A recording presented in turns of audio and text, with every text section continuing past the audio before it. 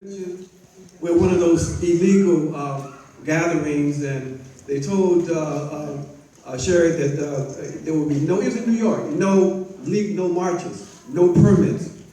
But of course, they organized the rally anyway, and the police surrounded the square, but they were going to try to contain us.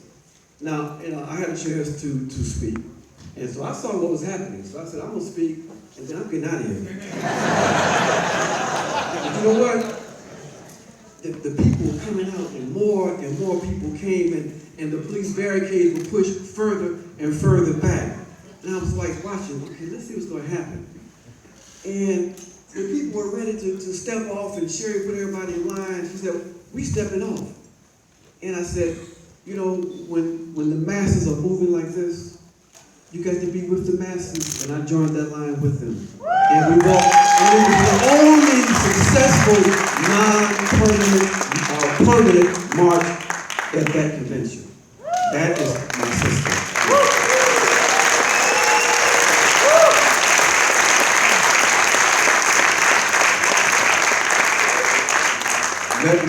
Let me thank also the organizers of these last couple of days.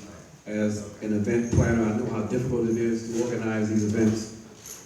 Let me thank the conference delegates. You all did a tremendous job. You took your responsibilities seriously. Let me thank you. Let me thank the Green Party in general for your consistency, for always being there and raising the critical questions and being the vehicle for progressive politics. Yeah.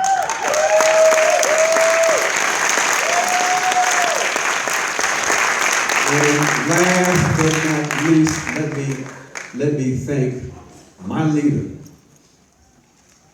Jill Stein.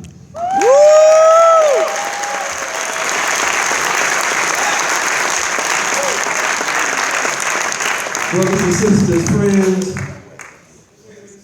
we are at a critical moment, as Jill says, a transformational moment. We have tremendous opportunities before us. The American people are longing for a change. They are ready to do something different. And we have to be the vehicle for that difference. Yes.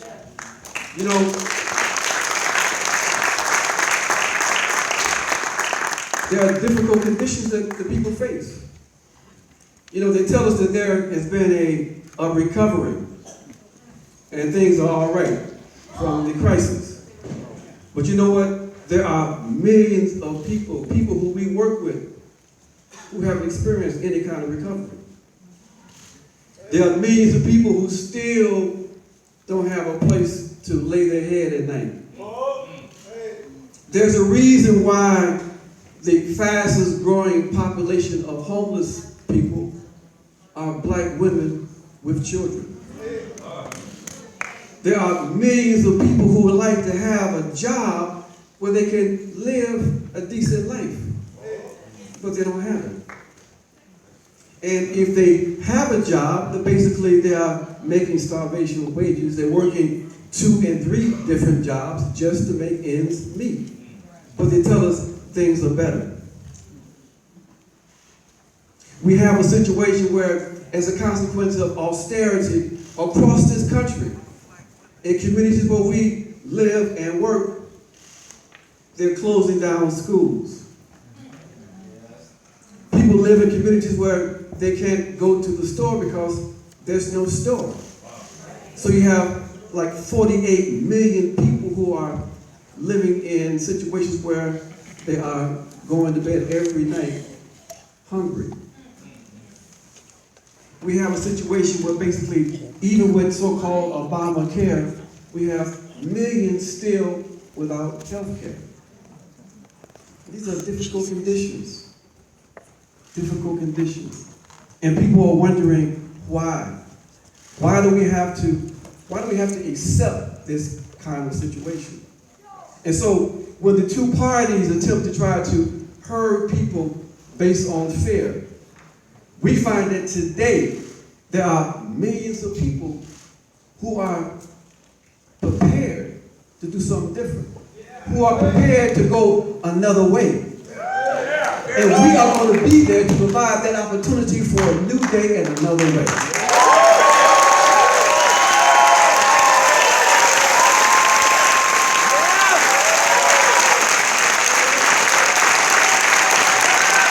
There are people all over this country engaged in struggle, who believe that we shouldn't have schools closing, who believe that we all have a right to be healthy, who believe that education should be something that's going to enhance our human dignity and our spirit, who believe that people should not be going to bed hungry or walking the streets without some place to live, who believe that women have a right to their bodies and bodily integrity, who believe that trans people have a right to live in dignity and with equal rights. There are people engaged in struggle all around this world building social movements.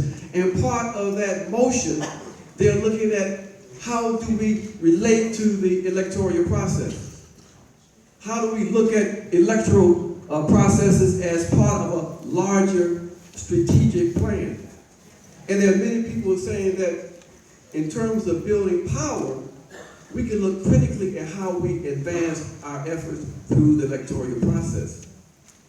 And when they look for that alternative, we have to be there. We have to have the possibility for them to be able to express themselves politically on the green ballot lines across this country. That's why it's so vitally important that we get as many votes as we can, that we run this election with the intent that we have, which is basically to win. Yeah!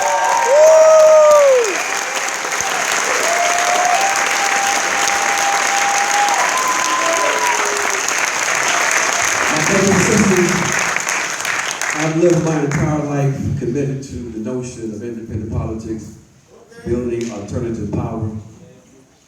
I understood that basically we had some real possibilities in advancing that struggle for political independence using the electoral process. Yeah. And that's where Dr. Stein and the Green Party comes in for me personally. Because you all get it. Dr. Stein understands that you can't transform a system without struggle. That you have to organize the people. That the electoral process is in fact a process about how we build power. And for me, that is what is attractive to this process and was the basis for me accepting when Dr. Stein called and said, Ajamu, are you ready to join me? And I said, Dr. Stein, I thought about it. I know where you're coming from, and you can count me in. I'm with you.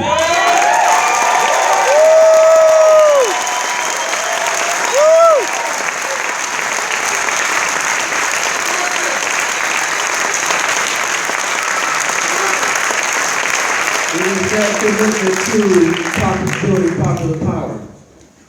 It is that commitment to the people. It is that understanding that we have to build a multinational movement here in this country based on the needs and the aspirations of working people that I joined this effort. It is that commitment that I stand here proudly and say to all of you, it is my honor to accept the nomination for the Vice Presidency of the United States from the Green Party.